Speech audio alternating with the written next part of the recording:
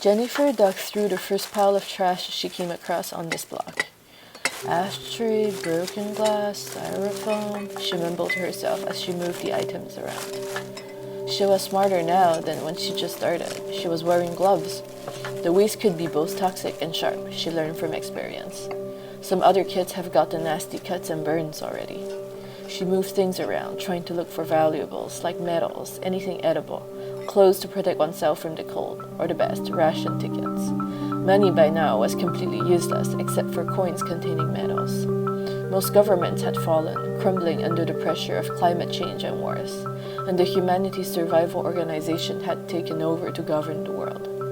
Well, not exactly govern in a traditional sense, but more like doing its best to prevent pure chaos. And according to most still alive to see the day, it was not doing a good job.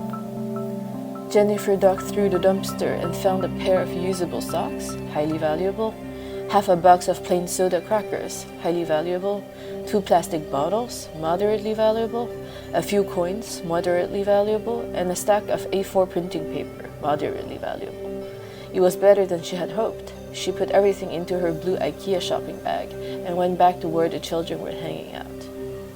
Jennifer was not certain of her age anymore, as any technology used for timekeeping had gotten extremely rare. She was probably 14 or 15, she thought. She still remembered living in a home with her parents as a young child. Then the flood came, destroying their home, and the third avian flu pandemic happened, killing both her parents and her only sibling, a baby brother. She then joined the dozens of kids living on the street and grew up almost without adult supervision. She proved to be more hardy than most and could keep secrets. Hence the youth gangs usually respected her more than most other kids. "Jenny!" little Aaron called to her. Aaron was probably 5 and who knows from where. Jennifer had found him alone in an abandoned building a year ago and had taken him under her wings. When she had asked him who his folks were, all he could do was cry. "I'm hungry," Aaron said. "Well, it's your lucky day," Jennifer replied. "I have found soda crackers." Aaron jumped excitedly as Jennifer took out the half-torn package.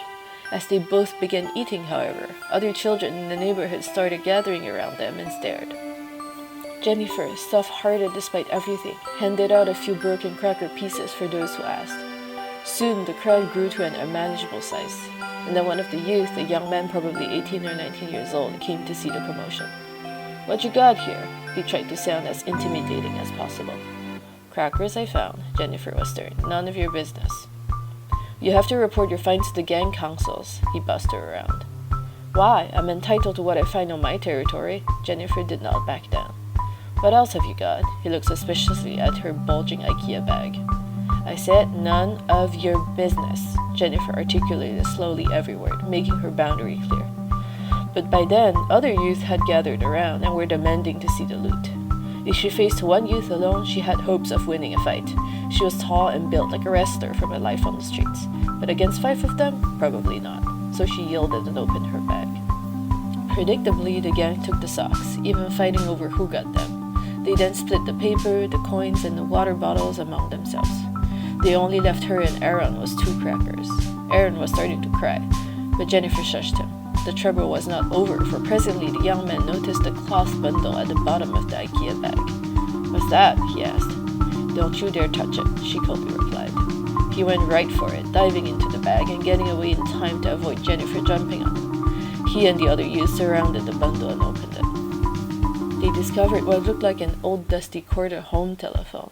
The youth started laughing at it. "What a pile of trash," the first youth who interfered with Jennifer hollered.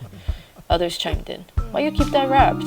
We don't have electricity or connection. What can you do with it?" Then suddenly one of the older youths, probably in his late 20s, which by the current standards was quite elderly, shushed everyone else. "There's a logo on the phone," he said, wiping away the dust. "It says Skype on it." "I remember my mom saying her mother used Skype to talk to Grandpa," another youth said. "But Skype came after quarter phones like these were obsolete," said the older youth, shutting everyone up instantly. "Something's fishy here." "Jenny," he said in an authoritarian rather than a mean voice, "tell us the truth. Where did you get this?" "I found it was Aaron," she replied, defensive. "This is a case of anachronism," he said. "You all know what anachronism means, right?" Most people nodded, but he pursued anyway.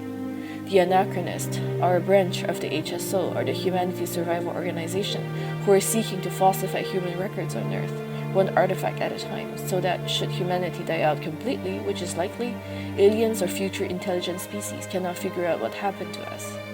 They are enemies of youths like us, who believe in sharing the truth so other species can learn from us. There was a murmur among the crowd. Aaron must be connected to the Anachronist, he concluded.